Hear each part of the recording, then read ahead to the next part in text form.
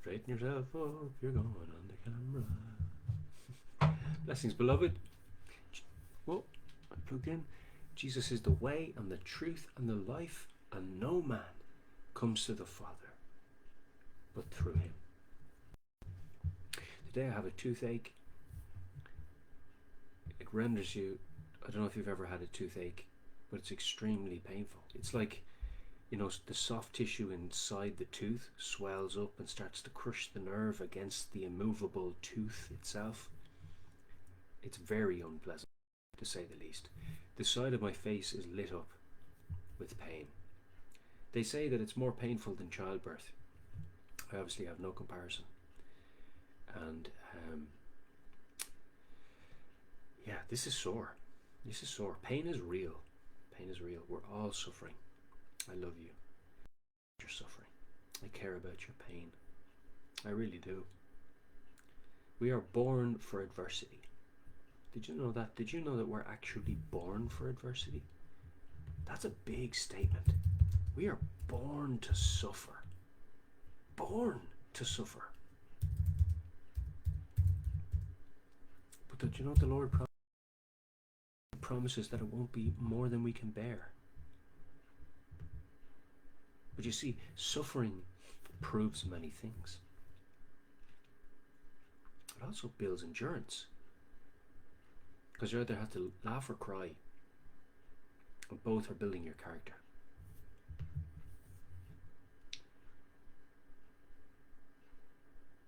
But the pain still goes on for hours.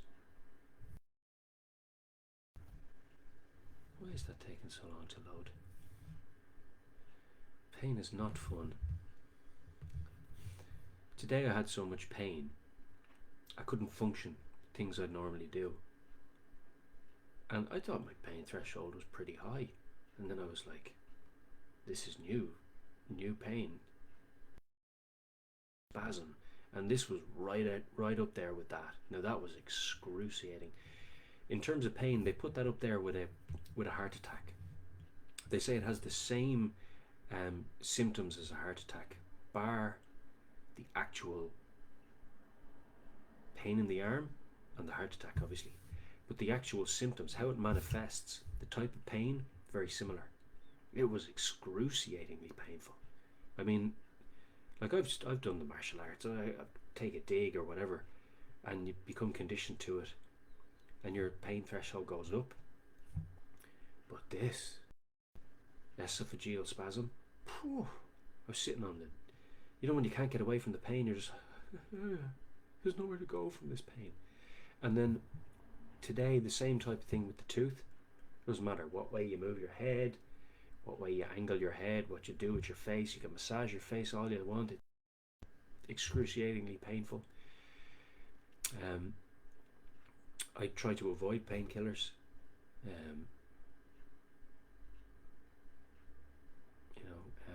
So toothache, yeah, very painful. And even swollen gums, because it's the same. It's soft tissue, an immovable object, expanding against an immovable object, crushing the very nerves within that soft tissue. So you get to that point where the pain kind of puts you in a funny mood. I'm kind of there at that place where the pain isn't as bad as it was, but it's still there. I wonder if the threshold going up or the pain subsiding a bit, the inflammation going down a bit. Probably the latter. But whatever's happening, something's happening, and I'm very, very thankful for it.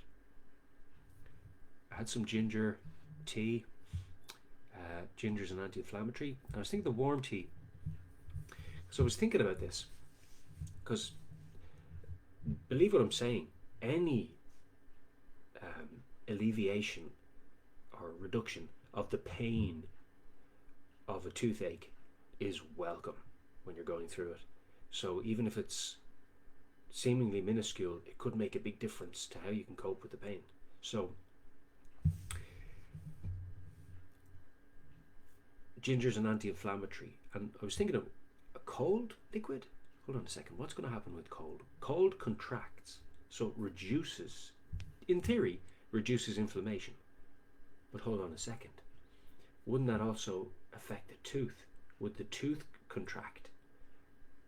And then is the cold actually reaching the tissue inside the tooth? So now you have the tooth contracting on top of the already inflamed tissues, making the situation worse.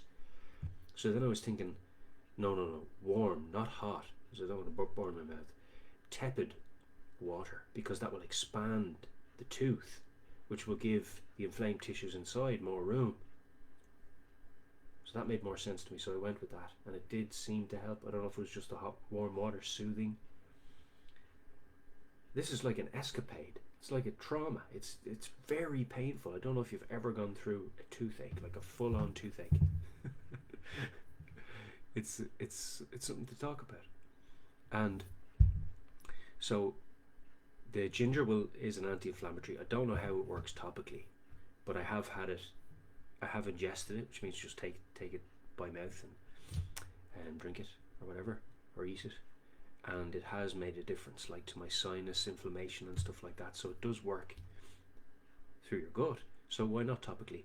I don't know. See, I don't know the mechanism by which it reduces the inflammation, so I can't speak on that.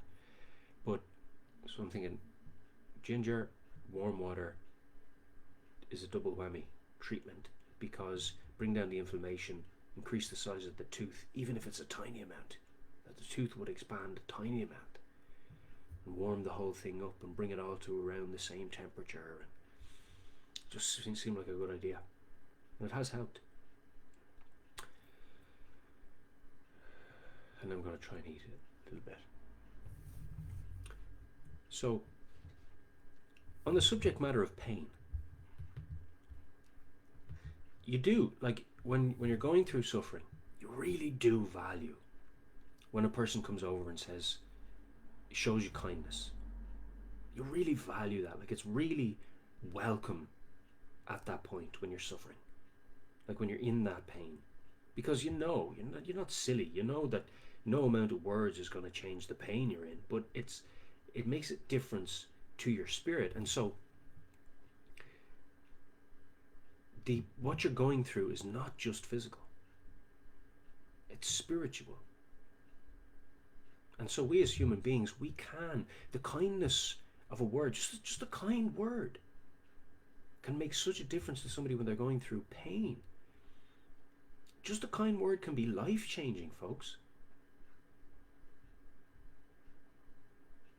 So I implore you, be kind to one another when you're in pain. Be benevolent towards women. Some women have periods that are very painful. Be benevolent towards them. Be caring and kind and soft and gentle and encouraging. And sometimes then just don't talk. There's no point. You can't say the right thing. So use wisdom. A friend, it says in Proverbs 17:17. A friend loves, sorry, I'll just get a different translation.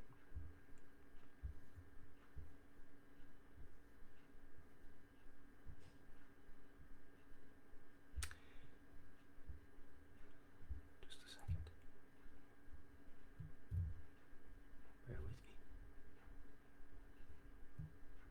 Oh yeah. A friend loves at all times, and a brother is born for adversity. Born for it. Born for adversity.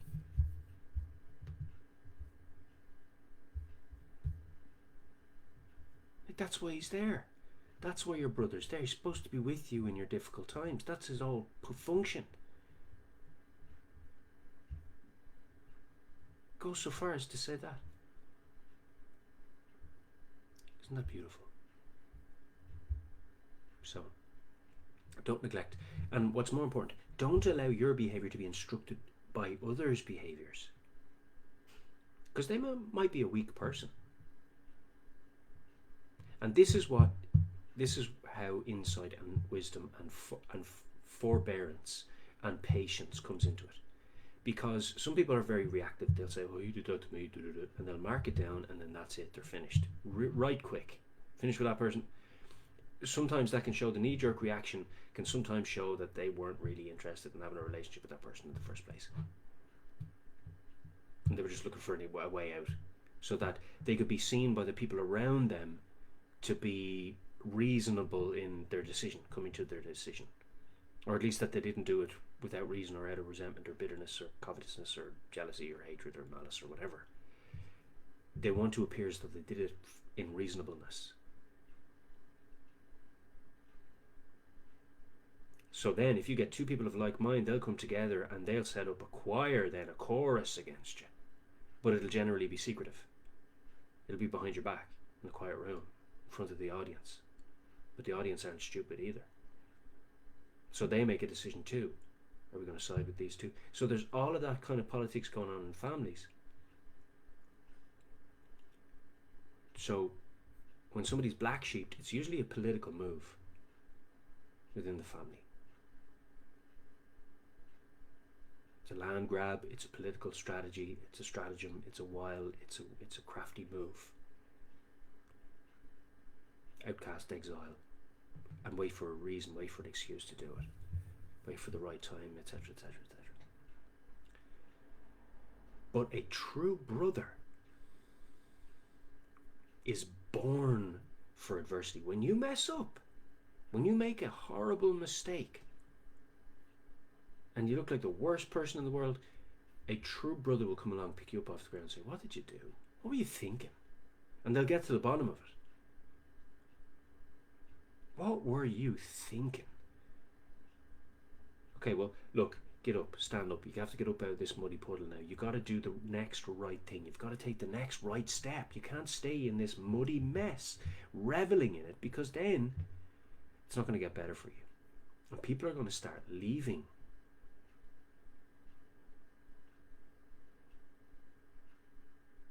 You're going to start walking away. You're going to say, "Can't put my name to that. Not sticking around for that," etc., etc., etc. So there is a degree of incumbency, and that's what people will move towards. The first cutaways that they do, no, it's not a good one. No, I don't see it. No. They're setting that person up for a fall, because they've been exiled. They're not getting the wisdom. They're not getting the leadership that they required as a youth. They're not getting the direction, the management, the guidance that they would have needed.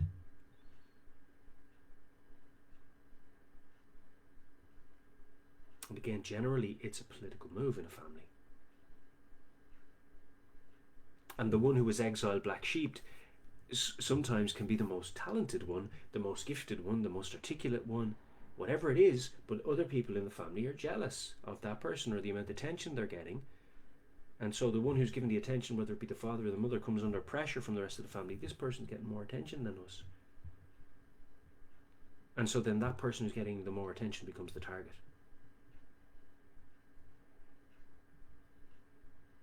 So what you've got to understand is that there are other entities, spiritual entities, overshadowing this situation, and they're having their say. They're speaking into the situation, into those people. And those people are making decisions according to their own conscience. It doesn't mean that they're not being influenced, but they're making a decision, and ultimately they'll be held accountable for their decision by the Lord. They won't be condemned by, the person, the victim, as such, because it's the Lord's judgment, and it's He who sits on the throne. So speaking of the Lord's judgment, and that is a day that will come, and it is a day, not days, it is a day. And today is the day of salvation, because you're not guaranteed tomorrow. I have a toothache, could be an abscess. I could get sepsis and die. I don't know. The Lord knows. You can die from simple stuff. That's why every single day we've got to share what we know, share the wisdom the Lord has given us. We've got to feed the sheep because we love Jesus. And He would want us to feed His sheep in love because we love our brothers and sisters. And when a tough time comes along, you don't just bury your head and get selfish, and I know sometimes it can be more easy to do that. I'm just looking after number one. But when you bury your head and look after number one, you're denying yourself the nourishment of looking after somebody else. Because to actually give to another person is nourishing. It's spiritually nourishing. It's spiritually character building. It's enriching to your life. It gives your life meaning and purpose and colour and vitality.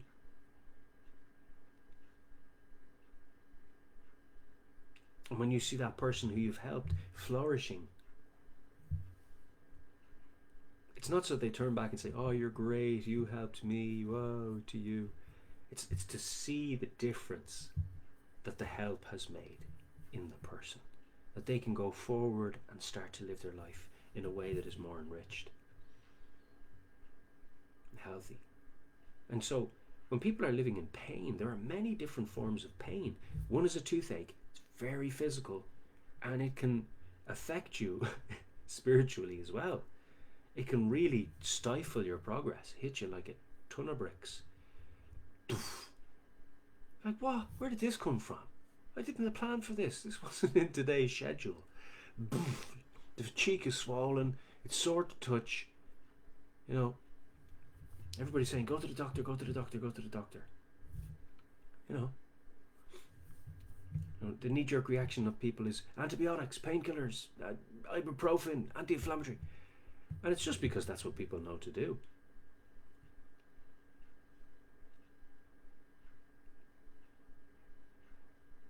And people say these things out of care a lot of the time. Because they know if you take the antibiotics, well, look, that's going to kill the infection. It's not going to go into your bloodstream. That's probably the first port to call. Especially if it's a lingering thing. But it's not lingering. It only hit me yesterday, today, like a ton of bricks. So I'll be keeping a close eye on it. The fact that I can touch my cheek and it hurts is not a good sign. But then again, that could be just referred pain from the actual root here. It may not be a spread of infection. So you don't always jump to the worst case scenario, like Google tells you to. If you Google something, it says, you know, you get a few more clicks, and it's saying your face is going to fall off. You know, be conservative.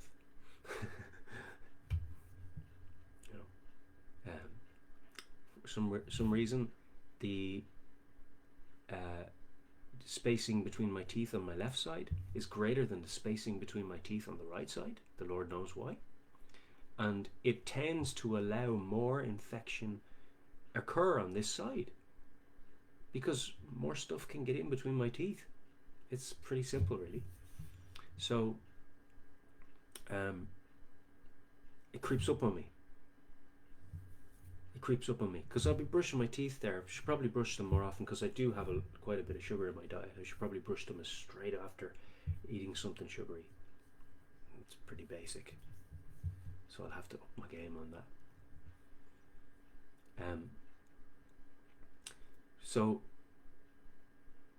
But back to the point, we're suffering pain physical, we're suffering pain spiritual, we're suffering many different types of pain. And they affect us differently. It's not that, oh, your physical pain now is more important than mine because it's disabling you. Oh, look, your man's limping. His pain has manifested in a way that everybody and the dog can see.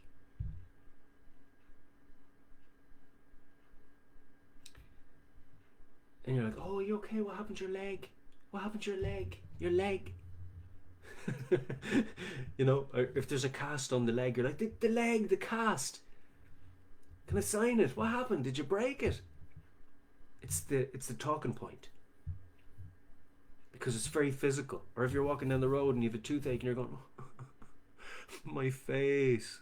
Somebody, you know, you almost feel like you're very inclined to want to just remove the pain. It's instinctual.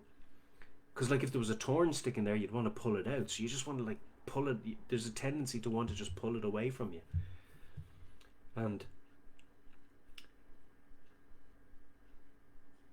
I think when something's physical like that, when you've got a pain that's very noticeable, that everybody can see, people are more inclined to say, "There's something wrong there. Are you okay? What happened?" And you'll tell them the story, and then grand, you sit down, or by the time you get to the end of your walk, it might have stopped 4 or 5 times. Your walk has turned into 10-minute limp hobble, has turned into a 3-hour walk with all these conversations of you telling people how you hurt your leg. But when it comes to spiritual things, spiritual maladies that the world offers you to pick up, oh, are you sad? Oh, are you depressed? Oh, are you this? Oh, are you that? It's like they're asking you to contract with that emotion or that feeling or that spirit. They ask you, "Oh, what happened? Oh." And then they offer before they listen. Listen first. So my advice to you is that when you're concerned about somebody, when you're concerned about your brother, hear what's happening. Like doctors years ago, you'd go to the doctor and you'd say, "What? How you doing?" They treat you like a person. There may still be doctors like this. I'm not broad stroking. But we had a doctor, and you'd go in and say, "How are you doing? Are you well? What did you do this week? What's going on with you?" They treat you like a person. Not just, "Right, come on, yeah, no, Joe's behind you there. What is it?" That's what you feel. You feel like you're in an imposition, like, "Oh, I'll just throw the 50 there and leave.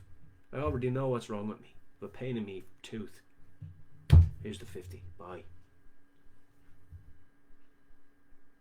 But when you go to the doctor says, when the doctor's doing his job, he's trying to ask the person. He's not.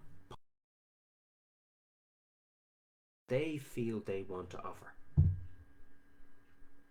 so that he can assess the situation and say, because people used to think more holistically, well, there's something wrong with this person because there's something going on in their life, or maybe it's manifesting physically.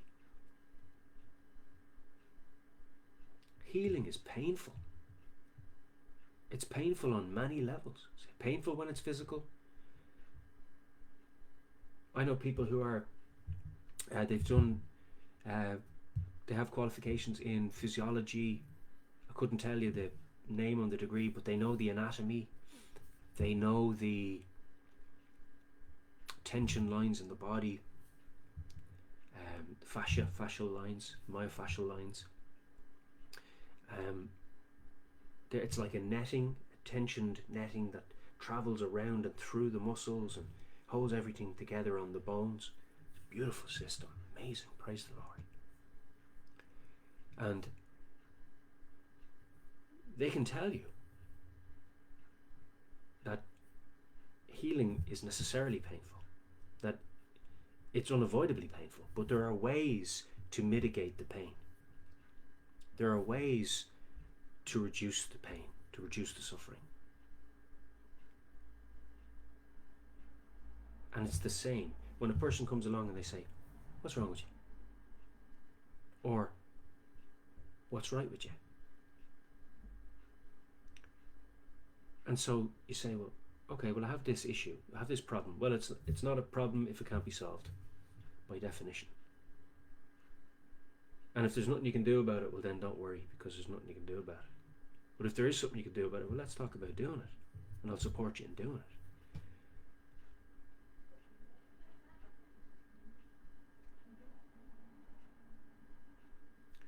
But that's not how people operate. For the most part, they operate that way with their immediate circle, but not in general. It's because I believe that there's a spirit in society that has moved through society, and it's that spirit of fear. And they're saying to you, they're constantly saying to you, social distance, mask up, hide your identity, fear human beings. There's too many of us. That's the subliminal implication. Think of it. Think of this. Think of it of the simplest child. What are they thinking about this? How is that? What's that impressing on their little minds? My heart goes out to them because we were all there.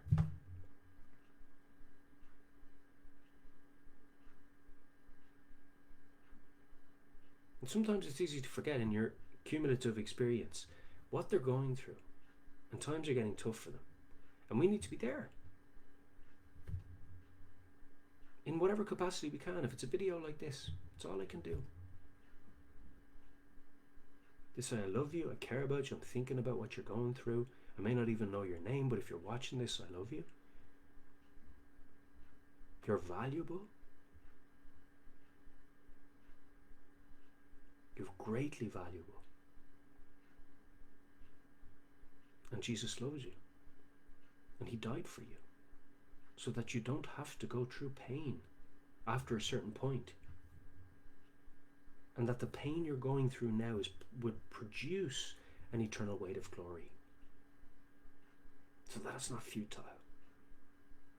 So that the pain that I'm going through now with my gum, it is the body sending the necessary chemicals in to remove the dead cells, and that chemical reaction causes pain on the nerve endings. And then you've got the inflammation on top of that, and then so there's a cumulative effect of different variable factors that are making the thing worse, and that's why it's a bad one to get, such a painful one. But sometimes there's no escaping the pain. You've got to go through the healing process. You've got to go through that inflammation. You've got to go through the necessary discomfort. You've got to go through it. You've got to go through it so that you don't have to keep going through it. And I'm going to learn the lesson, hopefully, if I don't get sepsis, that I have to keep my teeth clean. Stephen, keep your teeth clean, especially on this side, the larger spacing, and so that you don't lose them and then you're gummy, Stephen, or dead, Stephen, because you got sepsis. Right? So there are things in our life that aren't a what do you call it? Tooth abscess or toothache. Because I don't know if it's an abscess or not. A toothache, that are the same, that are spiritual, that you have to go through. You have to go through that spiritual healing process. Now, if somebody tells you that you can heal while you're still doing the thing that caused you the wounds, they're not a very good brother.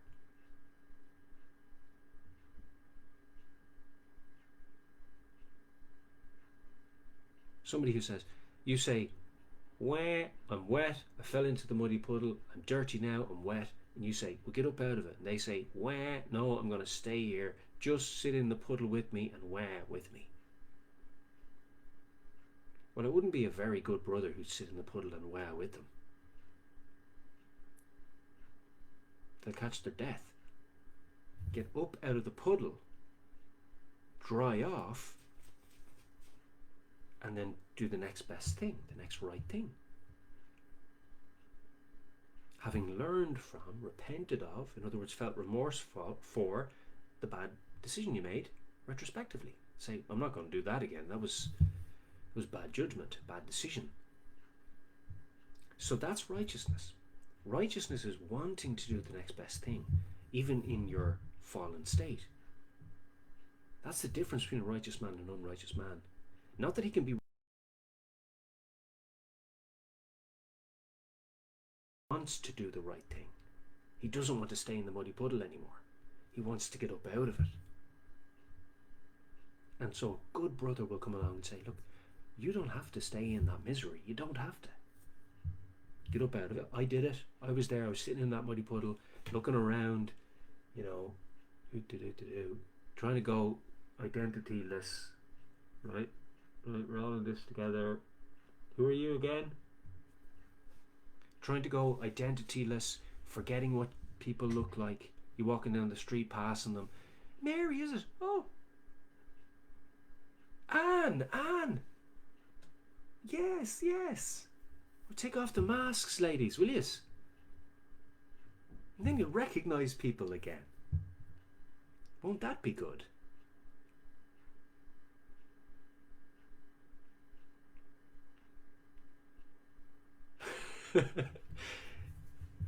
Brothers do not encourage brothers in stuff that's harmful towards them.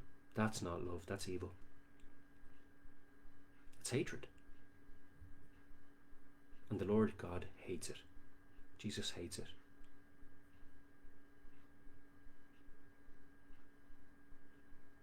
You know, laughter will help to heal. Laughter is medicine. Do you ever hear that? So there are things about pain that we need to know from the Holy Bible. Revelation 21:4. If you put your faith in Jesus, he will wipe away, it says, every tear from their eyes, from our eyes. And death shall be no more, neither shall there be mourning, mourning,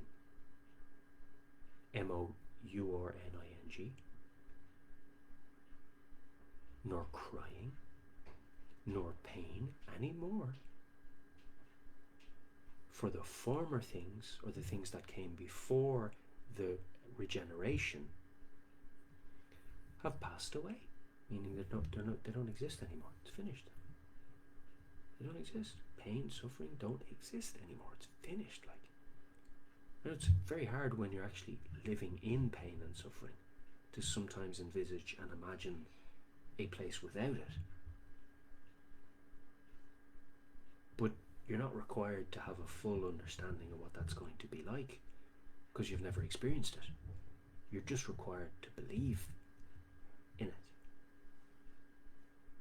Romans 8:18. For I consider that the sufferings of this present time are not worth comparing with the glory that is to be revealed to us now. Today, I know I'm making a big song out of this toothache, and people suffer far worse. But it's all relative to what you've experienced before. So I know that the suffering that I'm going through, the esophageal spasm and the toothache, are physical pain. Physical pain.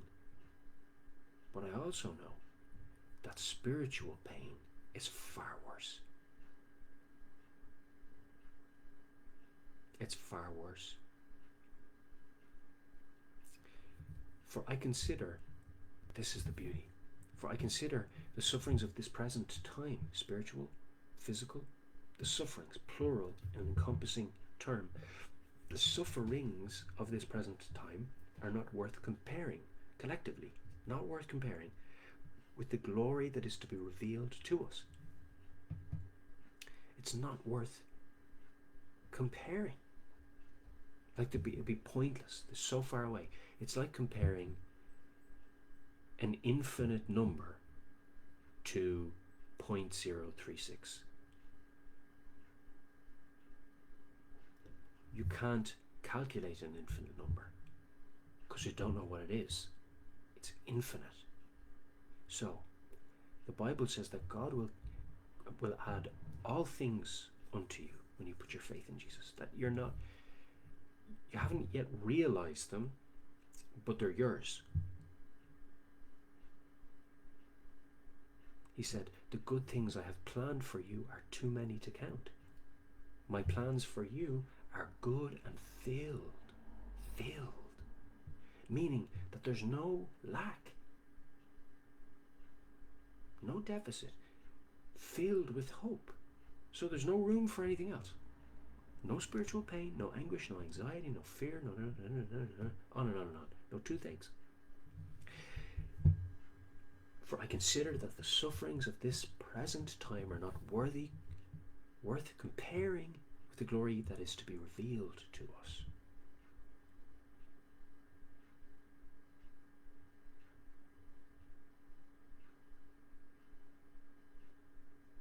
Wow. Good things I have planned for you are too many to count. My plans for you are good and filled with hope.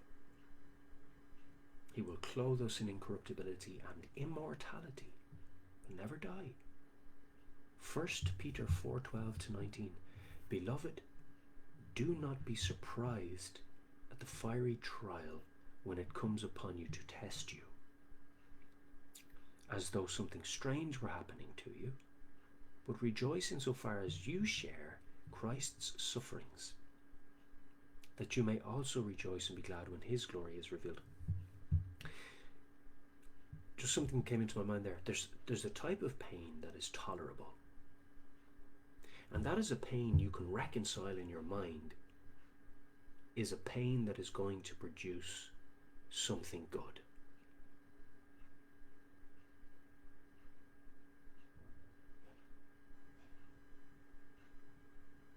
It's like with the toothache, and I'm going on about the tooth, but it's just an example.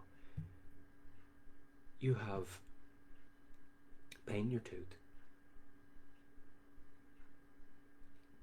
and it's the injurious type of pain at the start. Then it changes.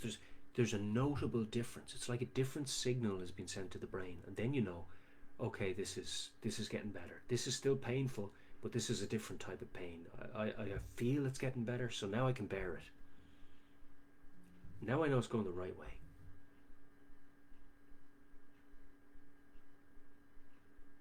It's like that, you know, when you have the cast on and it's that itchy, stingy, can't get at it type of pain that's kind of half itchy, half sore. I can't scratch that. They're saying, leave it. You can't scratch it. 1 Peter 4:12-19. Beloved, do not be surprised at the fiery trial when it comes upon you to test you, as though something strange were happening to you, but rejoice insofar as you share Christ's sufferings, that you may also rejoice and be glad when his glory is revealed. His glory, the boss. If you are insulted for the name of Christ, you are blessed, because the Spirit of glory and of God rests upon you. Amen. If you are insulted for the name of Christ, if you suffer for the name of Christ, even physical pain, beatings, torture. My brothers and sisters were burnt at the stake, tortured, cut in half. Horrible, horrible stuff happened to them. But even their pain, to that degree and to that extent, produced glory for them and for God, because they had faith in Jesus. They acted in faith.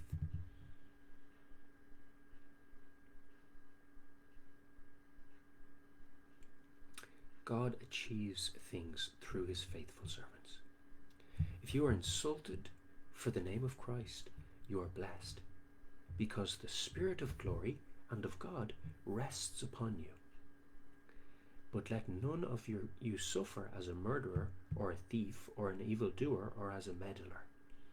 Yet, if anyone suffers as a Christian, let him not be ashamed, but let him glorify God in that name. So when you're walking down the street and people go, oh look, it's the preacher, and then they blaspheme, rejoice and bless them. Rejoice in your heart, and then bless them and pray for them, that they would turn from that.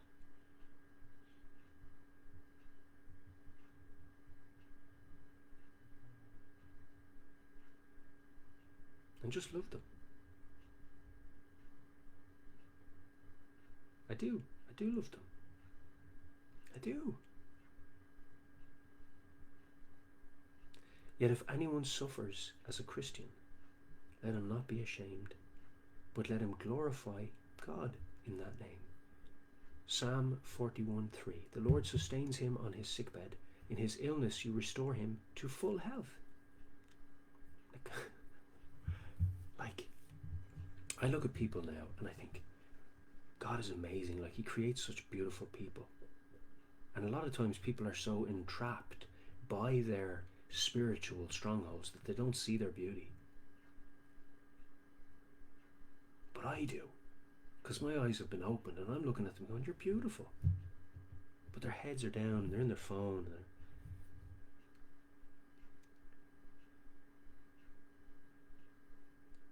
pray for them, beloved.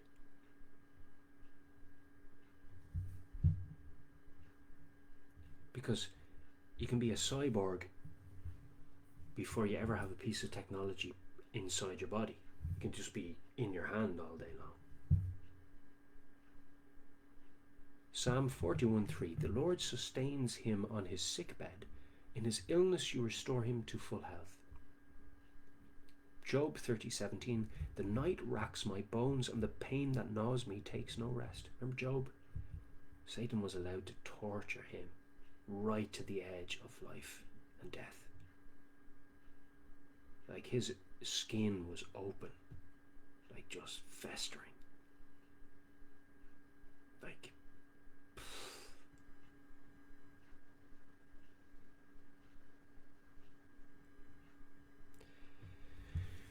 and he said the night racks my bones. Like, just imagine your bones aching, like right to the bone, racking your bones, and the pain that gnaws me takes no rest.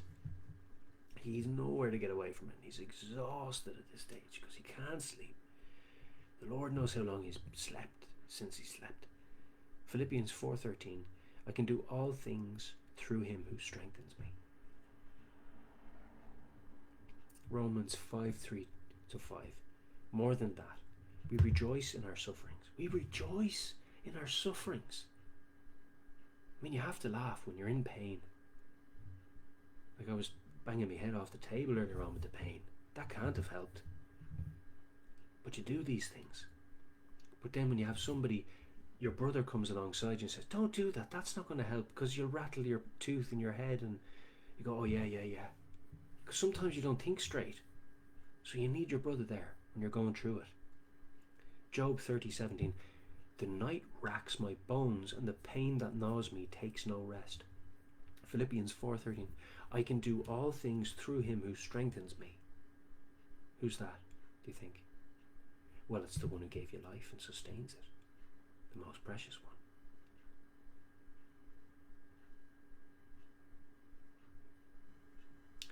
Romans 5:3-5, more than that, we rejoice in our sufferings, knowing that suffering produces endurance, and endurance produces character. Character produces hope. And hope is a helmet that protects your head. And hope does not put us to shame, because God's love has been poured into our hearts through the Holy Spirit, yes, who has been given to us. Sometimes you just have to laugh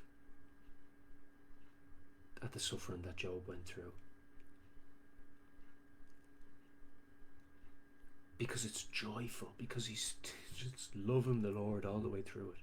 Job 14:22, he feels only the pain of his own body, and he mourns only for himself. He can't see past it. You know, when you get to that point where you're like, what else is there? Things?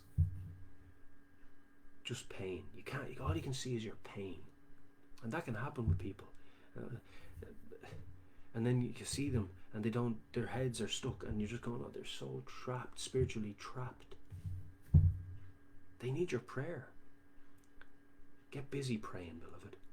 Psalm 25:1-22 of David. To you, O Lord, I lift up my soul, O my God. In you I trust. Let me not be put to shame. Let not my enemies exult over me. Indeed, none who wait for you shall be put to shame. They shall be ashamed who are wantonly treacherous. I mean, wantonly treacherous now. That they're going out of their way to do it. They love it. Make me to know your ways, O Lord. Teach me your paths. Lead me in your truth and teach me. For you are the God of my salvation. For you I wait all the day long. Now, we as Christians, we love all people. That doesn't mean we've got to love everything they do. It doesn't. It surely doesn't. That would be utter nonsense of a request. You've got to love everything I do because the Bible says you've got to love me. That would be utter nonsense. Right, I'm going to go and jump off the second story here, and I'm going to try and land on my knees. I don't think that's a good idea. Now, do you? Because you're going to come off the story, the momentum that you're going to have, and then there's absolutely no absorption when you land on your knees. It's going straight onto your kneecap. You'll shatter your kneecaps and perhaps break your femur bone. I think it's the femur. Your thigh bone, isn't it? You're going to break your leg. And that's not a good idea. Don't do that. But you said you love me. You've got to love this too. Love me when I jump off the second story onto my knees, or you don't love me at all. No, I love you. I just think that's a terrible idea. And I hate it. I hate it as an idea. Because it's going to harm you. Because people have done silly things like that before you and they've got hurt. So there's a record, empirical data. So don't do it. It's a horrible idea. To do things that have been shown to be harmful is a terrible idea. And that's the type of counsel that a brother gives a brother he loves. He tells him the truth about his bad ideas. He doesn't say, I love you, so because I said I love you now I have to love everything you do. Even if it leads to your death and destruction, that's not love. I don't think it's not a stretch now to realize that that's not love. 1 Peter 4:19. Therefore, let those who suffer according to God's will entrust their souls to a faithful Creator while doing good. Jeremiah 15:18. Thank you, Jesus. Why is my pain? Here's another example of somebody suffering and not quite registering with them. Why is my pain unceasing? My wound incurable, refusing to be healed. Will you be to me like a deceitful brook, like waters that fail? You know, sometimes we look at our suffering and we say, how can this be of benefit to me? How can this produce something good? How can any good come out of this suffering?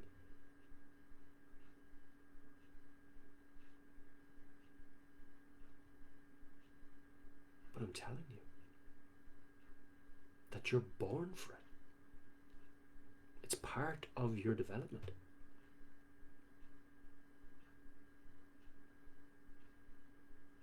Paul said, for when I am weak, then I am strong.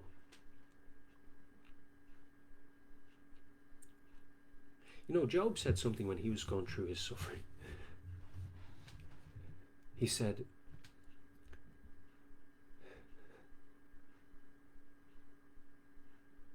I have to leave me now because I was laughing.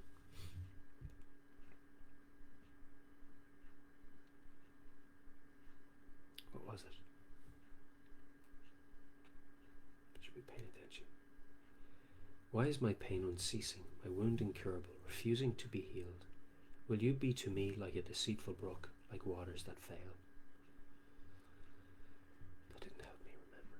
Sometimes you read the last thing you read. Just a moment. What did Job say?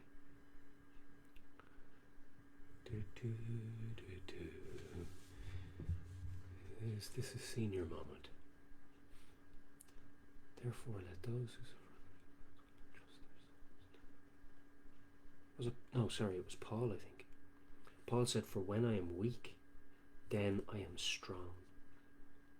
For when I am weak, then I am strong. Oh yes, and it's come back to me. And Job said, that should we only accept, his missus was getting onto him, his wife. She was saying, why don't you just curse God and die? Like the stadia, why don't you just curse God and die? And he said, it's beautiful. Should we only accept good things from God?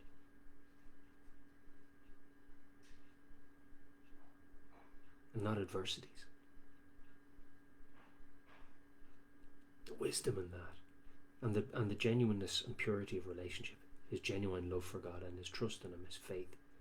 It exposed his faith to those who were arguing against his faith before the courts of heaven, because Satan went before God's throne and said, oh, look at Job, isn't he, isn't he great? But if you do this, actually God called Satan's attention to Job.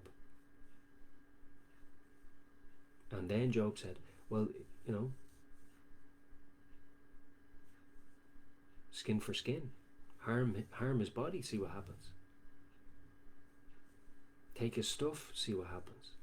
Harm him, he's been prospering, he's been flourishing, but turn things for the worse and see what happens.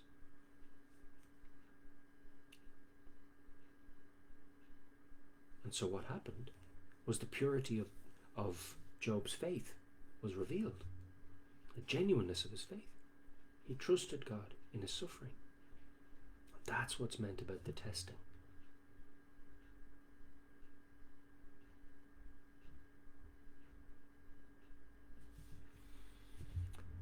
Born for adversity. So what are you going to do? Are you going to choose God and live?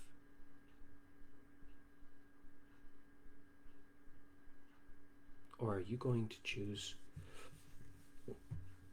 death? The Bible says in Romans 10:9, it says, if you confess with your mouth that Jesus is Lord and believe in your heart that God raised him from the dead, you will be saved. For it is with the heart that one believes and is justified, and it is with the mouth that one confesses and is saved. And this is such a serious matter that we're discussing right now. It's the most serious matter that you can ever discuss with anyone.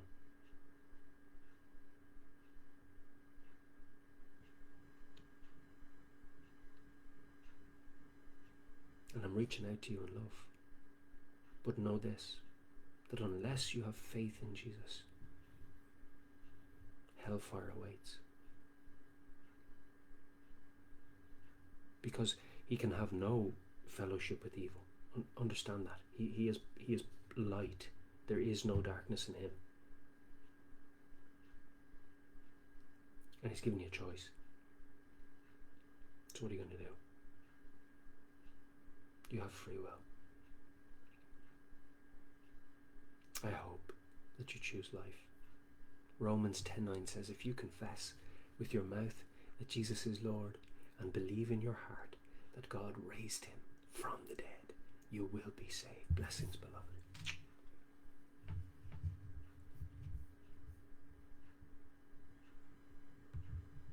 You're not going through the pain on your own. We're all suffering.